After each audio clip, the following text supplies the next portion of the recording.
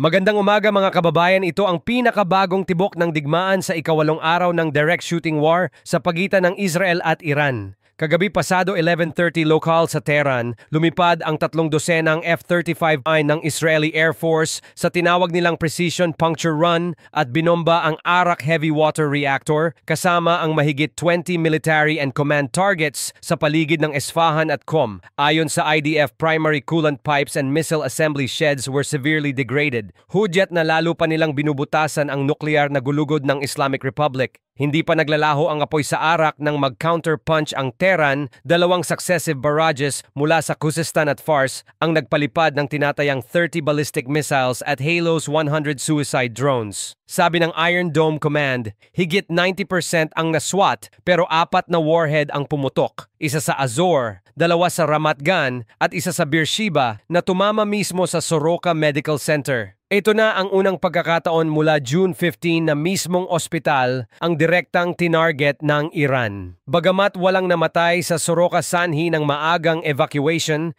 iniulat ng Israeli Health Ministry na 4 ang critical, 16 ang nasa moderate condition at mahigit 220 ang nagkaroon ng minor shrapnel wounds at smoke inhalation sa kabuuan ng pre-dawn strike. Sa Haifa at Holon, nagkaroon pa ng karagdagang structural collapse sa 3 mid-rise apartment blocks, dahilan upang umakyat sa 24 ang kabuuang Israeli fatality count at lumampas na sa 800 ang sugatan mula nang sumiklab ang bakbakan 1 linggo na ang nakararaan. Matapos ang pag-atake, lumabas agad sa telebisyon si Defense Minister Israel Katz at sinabing, "We will escalate depth strikes inside Tehran itself." Sinabayan naman ni Prime Minister Benjamin Netanyahu ng pahayag na ang bawat missile na tumatama sa sibilyan ay personal war crime ni Ayatollah Khamenei at inihanda na raw ng War Cabinet ang susunod na wave laban sa command and control bunkers sa gitna ng kabisera. Mula Washington,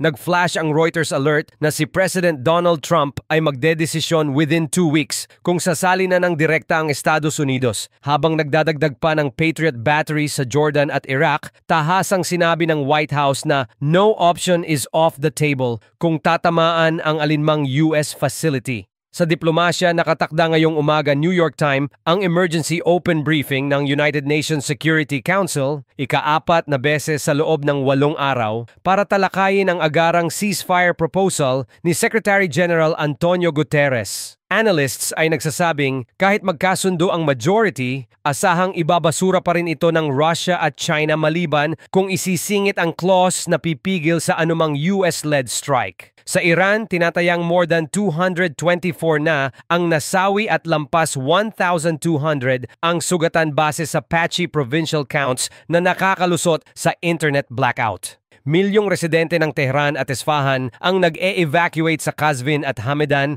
habang naglalagablab pa rin ang fuel depots na tinamaan sa nakaraang Israeli raid.